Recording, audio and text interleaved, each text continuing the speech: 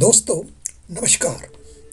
मैं आपका astro friend S M. Sharma अपनी YouTube channel Jyotish divine astrology में मेलबोर्न ऑस्ट्रेलिया से आपका हार्दिक अभिनंदन करता हूं।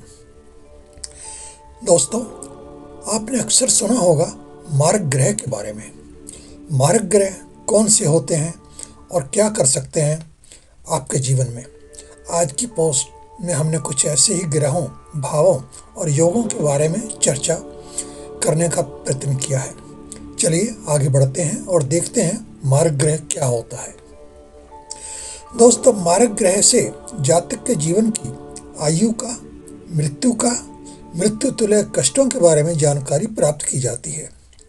मारक ग्रह कोई अलग से विशेष ग्रह नहीं होता। मारक हमारी कुंडली में 9 ग्रहों में से ही कोई ना कोई मारक ग्रह बनता है।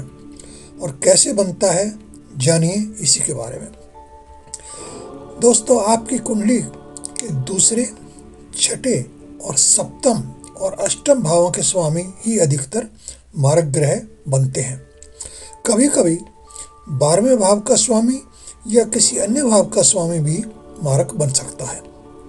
हमारे जीवन काल में जब भी इन ग्रहों की दशाएं, अंतर्दशाएं आती हैं तो ऐसे ग्रहों का प्रभाव देखने को मिलता है, जिस काल में हमें अनेक प्रकार की समस्याओं का सामना करना पड़ सकता है। विशेष तौर हमारे स्वास्थ्य पर इसका अधिक प्रभाव पड़ता है। मुख्य तौर से हम लगन को आधार मानकर ही मारक ग्रहों का पता लगाते हैं।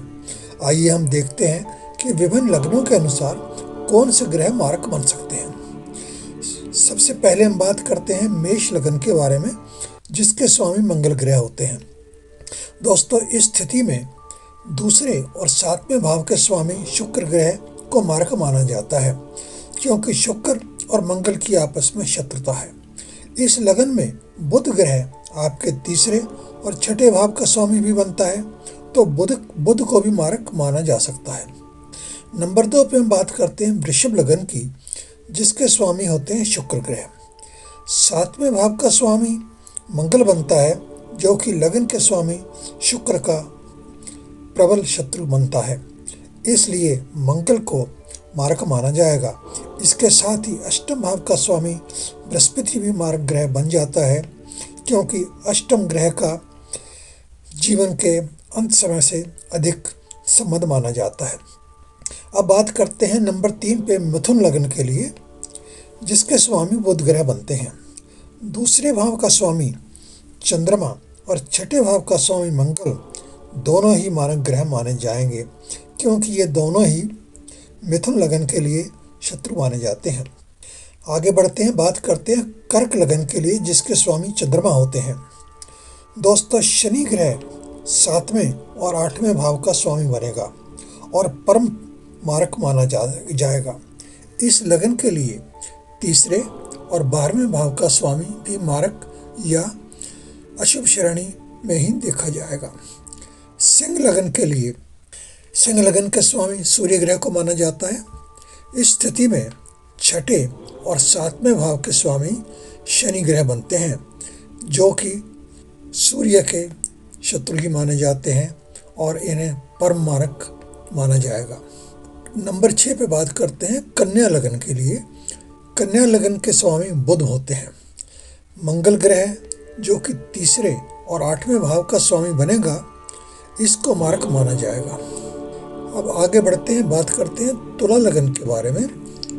दूसरे और सप्तम भाव के स्वामी मंगल को मारक माना जाएगा। तुला लगन के लिए बृहस्पति तीसरे और छठे भाव का स्वामी होने के कारण मारक और अनिष्टकारी बनता है, क्योंकि इनकी लगन के स्वामी शुक्र से प्रबल शत्रुता बनती है। नंबर 8 पे बात करते हैं वृश्चिक लगन की। वृश्चिक लगन के स्वामी मंगल बनते हैं और सप्तम भाव के स्वामी शुक्र से इनकी प्रबल शत्रुता मानी जाती है।